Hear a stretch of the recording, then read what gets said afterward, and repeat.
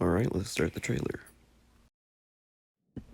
Right, so we start with Malice rising, and then Malice attacks Link's right arm. And as you can see, I slowed it down, you actually get a short glimpse of Link's Master Sword. That's the only time we see it throughout the trailer.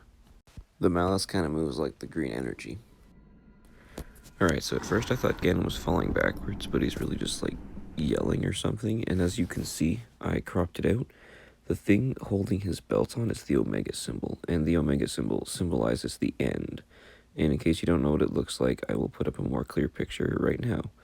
So, hope you can see that. Also, he does not have a chest wound like many thought, myself included, although we can clearly see, however, some holes in his hand.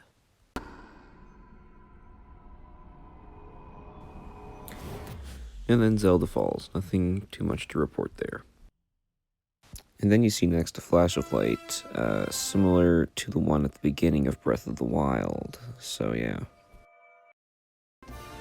Right, so then we see Link falling, and the outfit he's wearing kind of reminds me of the one from Orden Village in Twilight Princess, but I just thought I'd point that out. And the green sash over his shoulder makes me think of the one from the Prophecy, although the rest of the design doesn't quite fit. For example, like he has the Master Sword, but the red hair doesn't really make any sense. Some say that's actually Demise or Ganon, but I think it might have been because at the end of your gameplay, the Malice that attacked Link in the beginning will have eventually changed his hair to red. That's just my theory, though. And if you look at his right hand, the one that wields the Master Sword, it's green, similar to the green energy that attacks his right arm near the beginning of the trailer. And him falling just made me think of Skyward Sword, and as many of you know, Skyward Sword will be coming out soon. And I have so many links between Skyward Sword and Breath of the Wild. I'll probably go over those throughout the video, but yeah. And as you can see, his right arm looks robotic, and he has Zonai symbols on his right shoulder blade. I'll go more into the Zonai later on. I just thought I would do a paraglider comparison.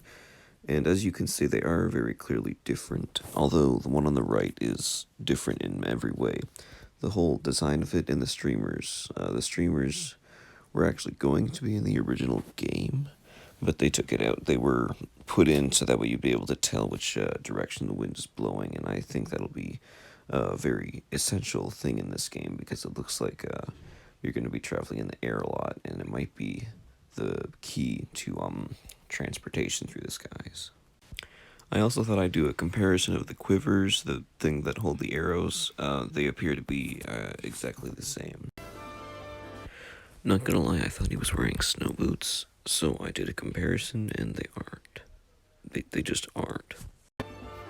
Another thing I want to point out is that the thing in the background here, I think we also see it in this clip right here where he's falling. I know it's hard to see, I see it though, so let me know if you do. Okay, I'm probably going to be talking about this scene for a bit. So as you can see, we still have some of the same fauna from the last game, and a lot of the Zelda lore talks about the Golden Land, so this could be it. And the structure in the background there, that's called a Torii Gate, and it's supposed to signify when you're going into a sacred place, so yeah, that's cool. I meant to talk about this earlier, but he has a new shield, and it has like a Shiga eye on it and like the Triforce symbols, and I think that's cool, and maybe the Triforce will play a bigger part in this game. But when you think about it, in the original Breath of the Wild, we've already seen the Triforce a couple times. Since it's the sequel, it's very likely it will actually be in Breath of the Wild too. And if you're above the clouds, you won't have to worry about rain, so that's a big plus, but the next annoying thing will probably be winds. So then we see this frog enemy, and it appears to be powered by the same green stuff that attacked Link. It has like Sheikah Eye ornaments dangling from the thing that look like eggs, and speaking of which, there's a few more in the background too. They appear throughout the trailer. And it looks like it's got like a broomstick. Yeah, it looked like that, but then it looked like this. I refined it, but anyway. Yeah, it looks like a broomstick or a rocket ship. That's really up to you. But yeah. And it looks like it's got like claws or something near the bottom of the screen. But anyway, yeah, fun stuff. So a lot of the time in games, they recreate old enemies. Although this doesn't look exactly like an Igor, that's just the first thing I thought of. And this is the first time we see Link in his Breath of the Wild clothes. And then we fly past this new Boko camp thing, and as you can see, their horns are longer. I don't know if that means that they're more powerful or that the progression rate is different, like, red, blue, black, etc. But yeah, that's good to know. Keep it in mind. And it looks like enemy encampments are going to be a little bit trickier. Right, so then we see Link's hand absorb the green stuff, and we can tell that time has passed because look at his fingernails, they're very long. And I did a comparison on the symbols on their arms, and they appear to be the same. And I know this is weird, but I did a boxer comparison. It appears he has new boxers. And there are zonai markings on the ground. Okay, so as you can see, Link has no Sheikah Slate. I'm guessing he gave it back to Zelda at the end of the original Breath of the Wild. But as you can see, he uses a reverse time mechanism, and I think that's just the coolest. And it's hard to tell if the moblins are different this time.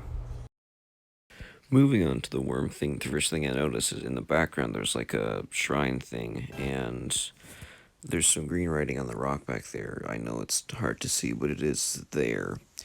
And yeah, as you can see, I just thought of the worm enemy there. And okay, so as you can see, he has like a dragon head attachment to his shield, and when he does a backflip inside his mouth, it's like the green energy.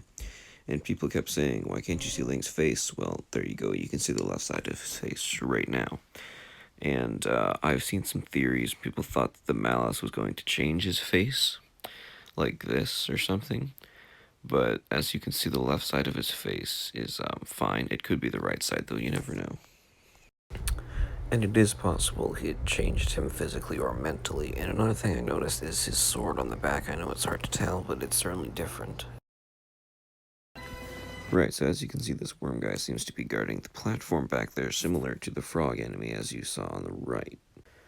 So then we see a puddle, and we see Link diving upwards, surrounded by green energy. So it's my theory that Link will have to dive into the puddle in order to go up through the stone. Another thing I noticed is that Link's hair is only down when he's in the sky, but that got me thinking, what if that's actually Zelda? Like, I know she fell at the beginning, so it's not likely. But in Japan, when a woman cuts her hair, it signifies a change, so maybe she'll be a playable character this time around, you never know. And even though we see Link's face when he's fighting the worm, we never see his face when his hair's down, so it is possible that that's Zelda. I really don't think it is, though. And as you can see, if I zoom in there, there are no pillars. In Breath of the Wild, there were pillars, so I don't know what happened to them, or if it just were forgotten to put in, but they're gone. And there are more of these egg-shaped things and the big shrine things.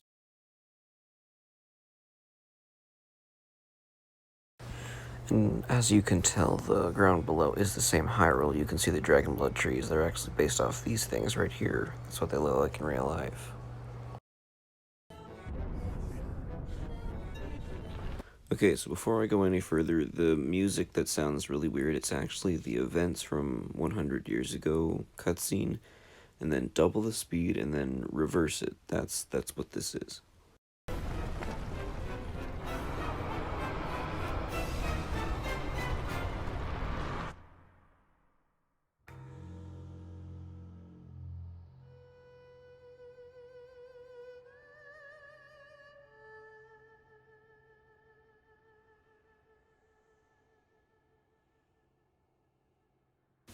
Yeah, so that's pretty much the end of the trailer, but I just wanted to point out that I think we're missing an enemy encampment somewhere over there. I'm not sure, though.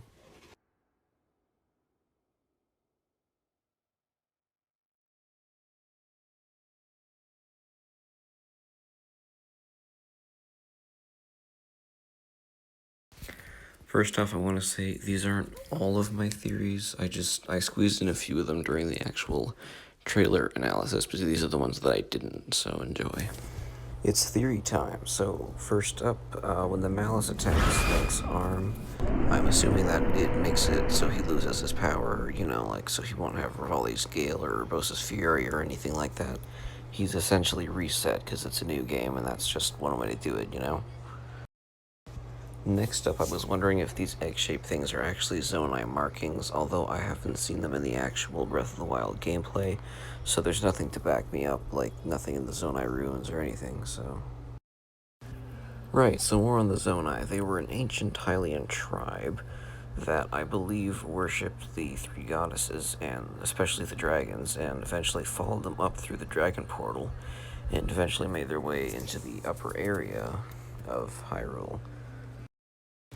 Many of you are probably wondering, well, how come when I look up in the sky in Breath of the Wild you don't see them? Well, here's my theory. The sky barrier left there by the ancient goddess Hylia to protect them from the people down below, and that's why when we look up we can't see them. But when the dragons go through, that's like the portal to it, you know? But it looks like in Breath of the Wild 2 we'll just be able to go up like that without the portal.